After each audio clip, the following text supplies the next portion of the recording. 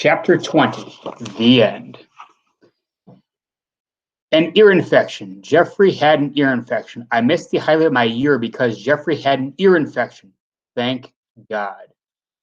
It could have been so much worse. We spent pretty much the whole night at the local emergency room until Jeffrey's blood work came back at around 2 a.m. His white counts were low, but doctors say he was probably just a response to the infection. His liver function test results actually looked better than they had in weeks. So this was going to be the usual routine of week of IV antibiotics and Philly sickness. Jeffrey would be transported down there around 2 in the afternoon the next day. He had asked that I be allowed to ride down in the ambulance with him, and I was willing. They hadn't exactly said yes yet, but I had a feeling it was going to happen. My dad and I went home to sleep for a few hours and packed my stuff. I collapsed into bed with my clothes on it and didn't wake up until after 11 a.m. As soon as I went downstairs in the morning, I noticed the answering machine was blinking. It slept through a lot of phone calls. There were about 1 million messages from people who had been at the concert wishing us well and checking on Jeffrey's health status. Here were a few that jumped out at me. This is Judy Galey, Stephen's counselor from the middle school, calling. I hope Jeffrey is feeling better. Stephen, I was very proud of you tonight. When I first started working with you this year, you were so angry and that I worried about you a lot, and you felt that you couldn't control your own life. Now you have accepted control of your own path and are doing a wonderful job of helping those around you too. Just remember, instead of agonizing over things that you can't change, I hit fast forward. I absolutely knew the rest by heart. Mr. Stoll here. I hope the little guy is okay. Stephen, don't worry about leaving the concert. Max asked me to sit in and cover your parts, and I did. The band sounded great. It wasn't what it would have been with you there, but we all got by. Okay, good night, dude. See you at the next lesson tomorrow. Max? Oh yeah, Mr. Watros. This is Renee Albert. Hi, Stephen. I hope your brother is okay. Hi, Mr. Albert. Hi, Mrs. Albert. Good news. We just finished tallying up the proceeds from the concert. $23,489.17. Stephen, Mr. Watros is going to bring the check over later this week. I hope that you will let him in. Just kidding. This is the net. I hope everything is all right there, Stephen.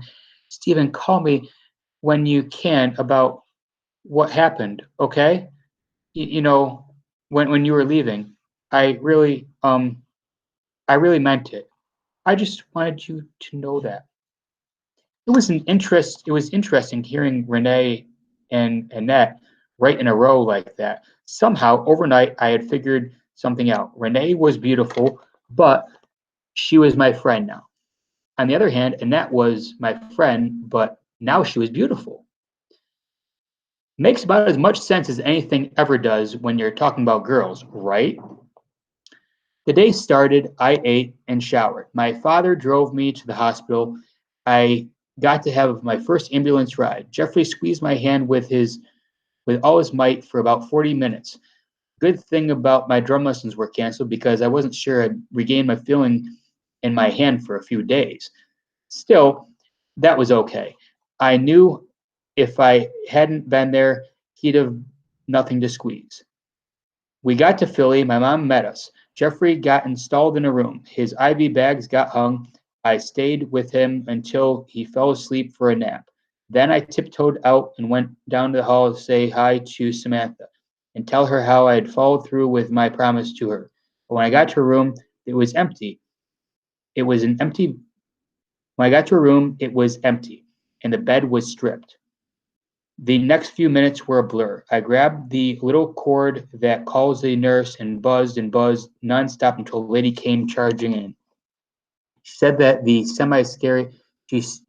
in a semi-scary nurse voice, "What's wrong?"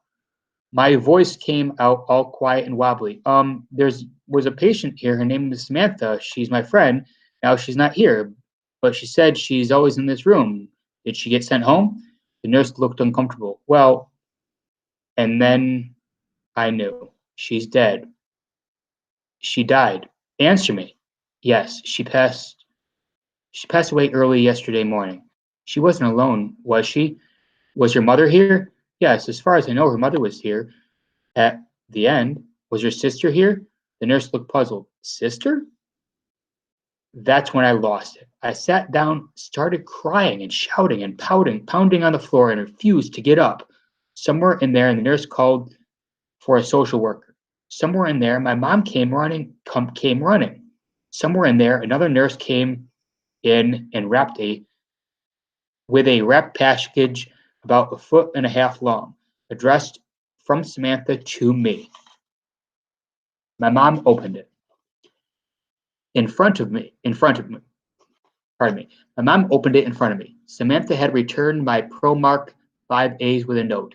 Thank you for the company and for the loan. Please think of me when you use these, okay? Love, Sam. Oh God. Now I would always have two pairs of special sticks.